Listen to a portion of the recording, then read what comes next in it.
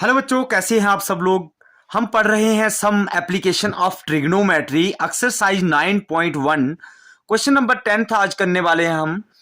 To poles of equal heights are standing opposite each other and either side of the road which is 80 meter wide. From a point between them on the road, the angle of elevation of the top of the pole are 60 degree and 30 degree respectively. Find the height of the pole and distance of the point from the pole.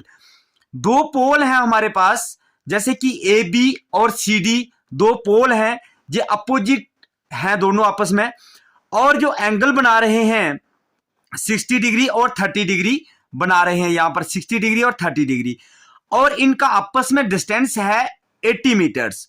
तो हमें find करना है कि height of the pole and distance the point from the pole. तो ये हमें दोनों चीजें फाइंड करनी है। तो सॉल्यूशन में हम क्या करेंगे, इसको देखिए, सॉल्यूशन लिखेंगे इसका। हम सॉल्यूशन में हम इसमें बताएंगे, पहले तो हमें लिखना पड़ेगा late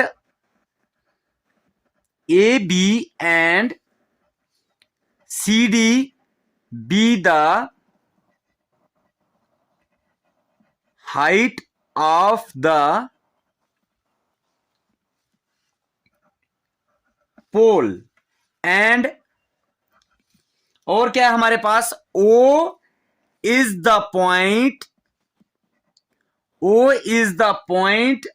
from where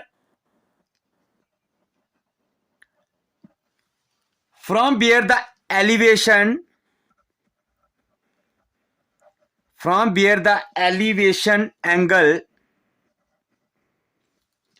angles are measured। ठीक है, हमने लिख दिया इसको।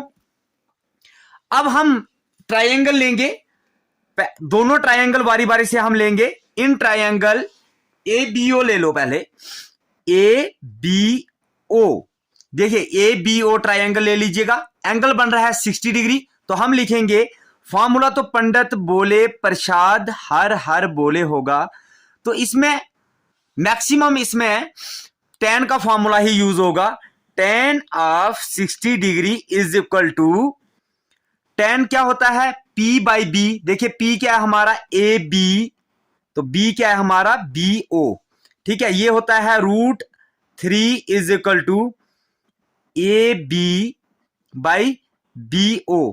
क्रॉस मल्टीप्लाइकेशन कर देंगे, B O √3 is equal to A B. B O की वैल्यू हम यहां से निकाल लेंगे, ए बी डिवाइडेड बाई √3। हमने निकाल दी बी ओ की वैल्यू।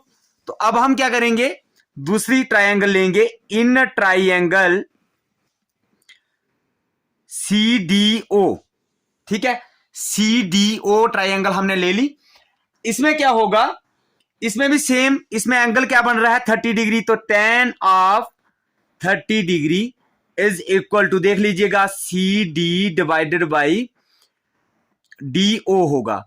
तो ये कितना होता है 1/√3 is equal to C D divided by D O की वैल्यू हम बढ़ेंगे यहां पर डी हो, तो हम ऐसे लिख सकते हैं इसको 80 माइनस बी ओ कर देंगे तो हमारा डी ओ आ जाएगा।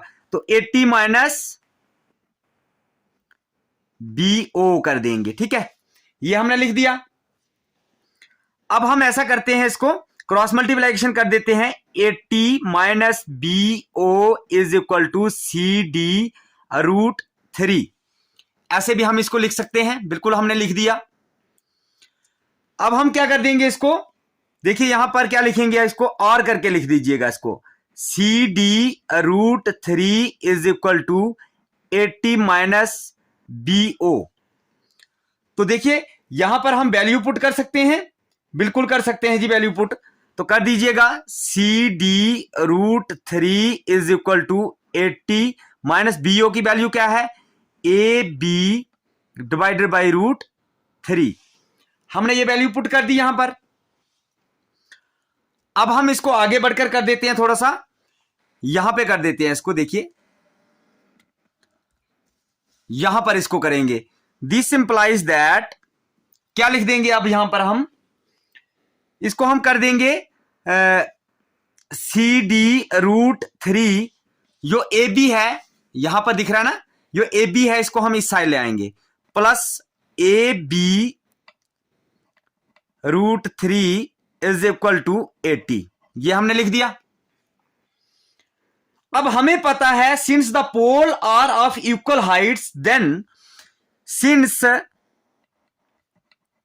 The poles are of equal height, दोनों पोल्स की हाइट जो हमें इक्वल हाइट्स दिख रही है, बराबर दिख रही है हाइट, देन हम ऐसे भी लिख सकते हैं क्या, C D is equal to A B के बराबर लिख सकते हैं। बिल्कुल, देखिए यहां पर ये दोनों पोल हैं, इनकी हाइट लगभग बराबर दिख रही है, तो दोनों पोल की हाइट बराबर है, तो हम C D is equal to A B लिख सकते हैं। बिल्कुल हम लिख सकते हैं। तो अब हम क्या कर देंगे, this implies that C D root three plus A B की जगह पर हम सी डी लिख सकते हैं, बिल्कुल लिख सकते हैं, क्योंकि अभी हमने आपको बता दिया कि जो दोनों बराबर हैं, तो लिख दिया हमने। अब सी डी इसमें से कॉमन निकाल लीजिएगा, सी डी हमने इसमें से कॉमन निकाल दिया, root three plus 1 upon by root three आ जाएगा, इज इक्वल टू 80 डिग्री। ठीक है, तो अब हम क्या कर देंगे, इसको C D cross multiplication root three का हो जाएगा square plus 1 divided by root three is equal to 80। ठीक है, यहां तक आपको समझ आ गया। तो स्क्वायर और रूट कट हो जाएगा, सी डी ये कितना आ जाएगा, 4 अपॉन रूट थ्री आ जाएगा। ठीक है, 3 और 1 4 हो जाएगा, इज इक्वल टू 80। ठीक है, ये भी हमने लिख दिया। अब हम इसको क्या कर सकते हैं, इसको हम आगे ले जाएंगे थोड़ा सा। देखिए यहां पर करेंगे इसको हम, C D is equal to 80। जब हम इसको आगे ले जाएंगे ना, इसको हम आगे ले जाएंगे तो क्या हो जाएगा, ये हो जाएगा into root three upon 4, 4 1s are 4, तो कितने से उठेगा, 20 से उठ जाएगा, बिल्कुल उठ जाएगा। तो C D is equal to 20 root three आ जाएगा, हमारा 20 रूट थ्री मीटर निकल गया हमारा सी डी। ठीक है, सी डी की वैल्यू हमने फाइंड कर ली। अब हमें किसकी वैल्यू फाइंड करनी है, सी डी की वैल्यू हमें निकल गई। अब हम बीओ की वैल्यू यहां से निकाल देंगे, बीओ इज इक्वल टू, देखिए बीओ यहां पर A B divided by root three है, तो ए बी की वैल्यू कितनी निकली है हमारी, मतलब ए बी जो सी डी के बराबर है, तो इसकी जगह पर हम ये लिख सकते हैं 20 root three divided by root three और रूट थ्री कैंसिल हो जाएगा और ये आ जाएगा 20 मीटर। ठीक है, ये भी हमारी निकल गई बीओ। अब हमें क्या निकालना है, डीओ की वैल्यू हम निकाल सकते हैं, तो डीओ की वैल्यू निकाल दीजिएगा, D O is equal to, D O कैसे निकलेगा, देखिए डीओ कैसे निकल सकता है हमारा, तो हम इसको ऐसे लिख सकते हैं, बी डी माइनस कर देंगे इसमें से बीओ, तो कितना आ जाएगा, ये देखिए यहां पर बी डी कितना है हमारा 80, माइनस कर देंगे बीओ, बीओ की वैल्यू निकली है हमारी 20, तो ये क्या आ जाएगा हमारा, ये मीटर में है, तो ये कितना आ जाएगा 60 मीटर। ठीक है, ये भी निकल गया हमारी वैल्यू, दोनों वैल्यू निकल गई। तो लास्ट में हमें लिखना होगा, क्या लिख देंगे लास्ट में, देयरफॉर द हाइट